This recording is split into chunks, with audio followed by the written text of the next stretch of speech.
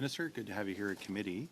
Last time you were here, we talked about nonprofit projects that were already in stream for federal funding and the possibility of applying the GST rebate to those projects. And I had asked you and your officials to provide information to the committee on how many projects there were and what the estimated cost of doing that would be. Can you share with the committee when we might expect to receive that information?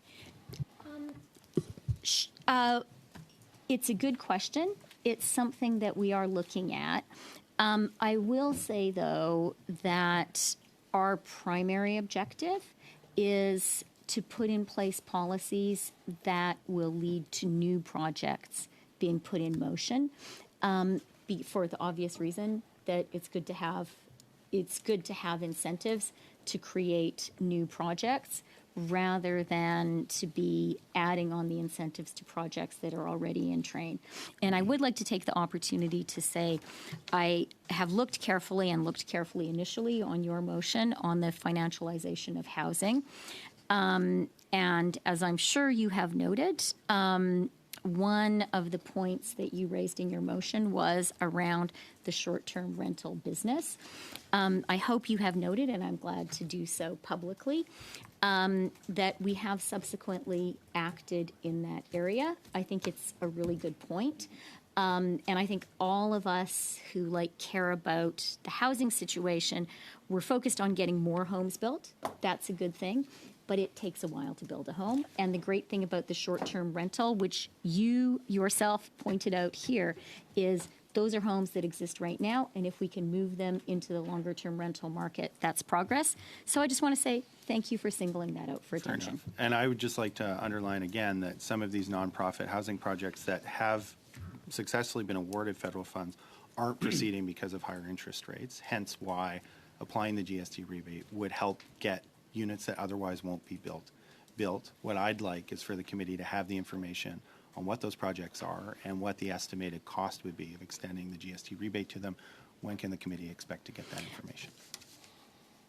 Good question. Something certainly worth looking at. And one thing I would also say to all MPs here is we're all familiar with projects in our own ridings. If people would like to point out to me, not right now, but any specific projects that they think are worthy projects that are running into some obstacles, do please bring those particular ones to my attention. Absolutely. In the meantime, I'd just like to know if your department has run a list of those projects and estimated the cost of applying the GST rebate to them. So as I've said, a very worthwhile question. I do want to emphasize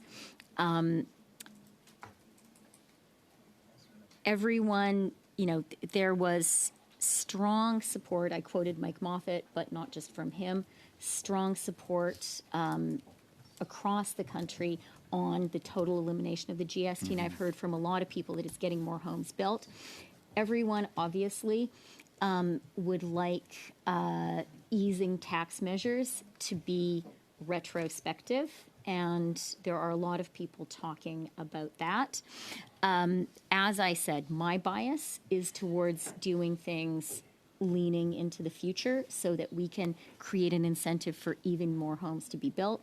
I am happy to talk to people about specific affordable housing projects that are in a challenging situation right now. Right on. Well, we would be happy to get that information promptly. One of the issues that my colleague Lori Idlout has raised a lot is about housing in Nunavut. And of course, there has been some distinctions-based funding awarded to Inuit governments that operate in Nunavut. But when it comes to the territorial government that also has an infrastructure deficit and does serve a slightly different population, because it is a different jurisdiction after all. And the federal government's answer has always been for the territorial government to apply to national Indigenous organizations to access that funding for their territory. But there is clearly a need for more resources for the territorial government that's been estimated around $250 million. Is that something your government is looking at announcing in the next budget? I'm not making any budget announcements today, for sure. Very happy to continue discussions about areas that it would be good to focus on in the budget. And I will say, just to your specific question, our government believes, as I hope everyone here does, that a distinctions-based approach is really important. It's an important part of reconciliation.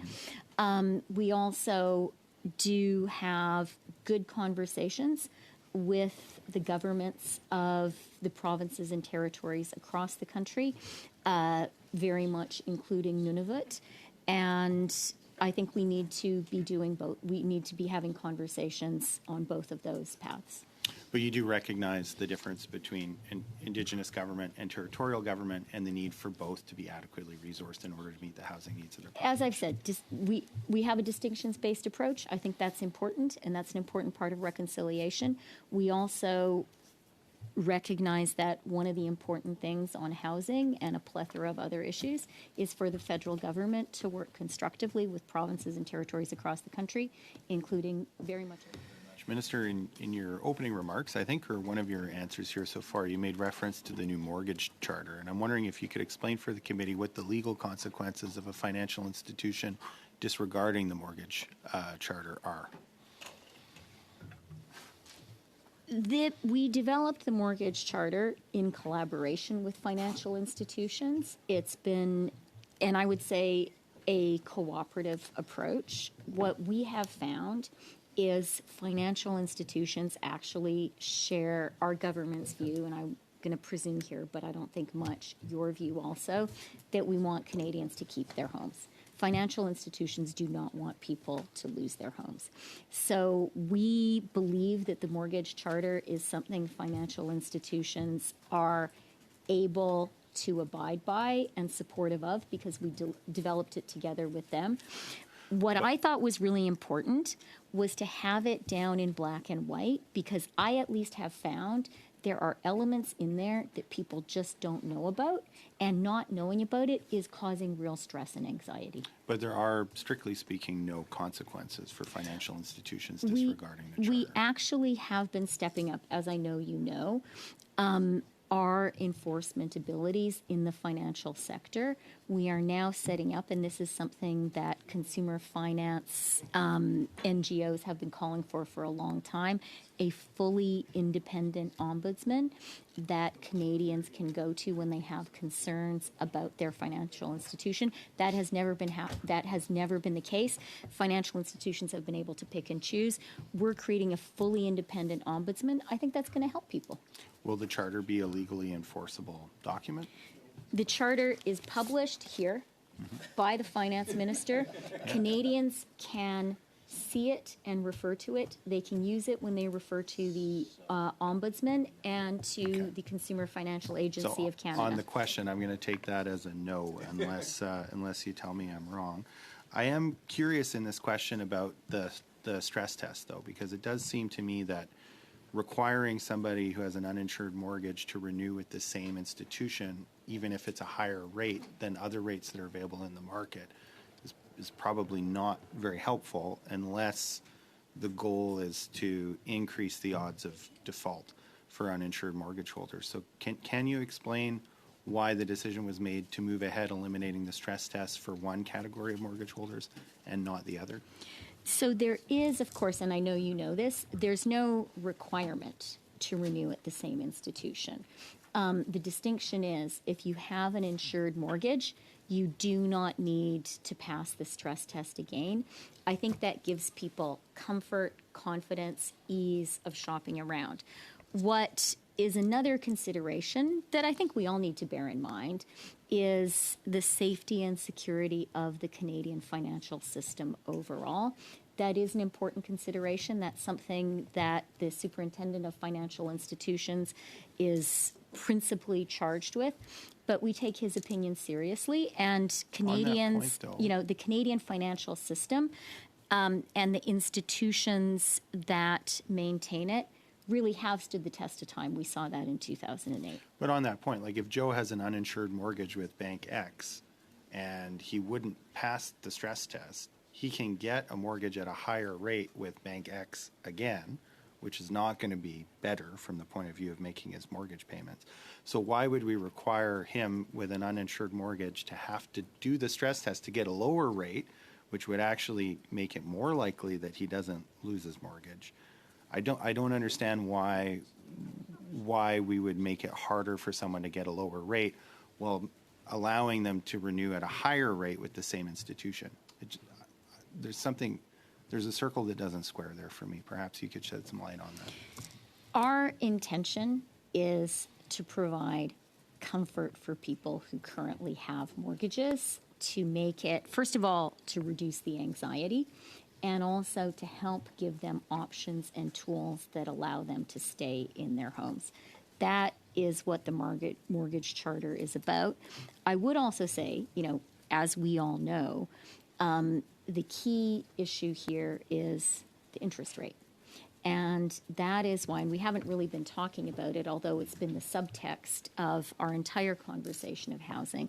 That is why our government is really focused on doing our part to create the financial circumstances that allow prices to stabilize, such that interest rates can move from their current contractionary position. And I think we need to have that very much in mind when we're talking about anything to do with the economy, and particularly anything to do with housing. Thank you, and thank you, Deputy Prime Minister. Thank you very much, Mr. Chair. And I was, glad to see that Mr. Halland's not the only one fishing for a gold star today. And so I want to thank and commend Mr. Morantz for highlighting the good work of NDP MPs in respect of housing in their riding. If I didn't know him better, I might have thought by his tone he was insinuating something untoward was going on. But I would like to reassure him that that's not the case and share an anecdote with him. When I was first elected in 2015, I ran on reestablishing a national housing strategy, as did, as it happens, what would become the Liberal government. And so one of the first things that I did was I brought together all the nonprofit housing providers in Elmwood-Transcona and nonprofit groups that might have an interest in building housing in the riding. And what we did was we got together over a series of several meetings over months. We found people that had worked at Manitoba Housing, people that had worked at CMHC in the heyday of federal funding for housing. We talked about how the National Housing Strategy pre-1995 worked. We talked about the kinds of things that if you wanted to properly execute a housing project, you have to do, and, looking for land, getting drawings done up, what websites to monitor for funding opportunities as they became available from the federal government. We ended up ultimately doing a roundtable that included a lot of the nonprofit housing providers and umbrella organizations for them across the city of Winnipeg, and brought everybody together to share best practices. Folks who had been part of successful nonprofit housing projects in the city. At that time, folks were working on the Grace Co-op, which has since been built, so we brought them in to talk about what they were doing, even though it wasn't strictly speaking in Elmwood-Transcona, because we wanted to prepare our community as best we could for the funds that had been promised, so that when those funds became available, we would maximize the opportunities for investment in our communities.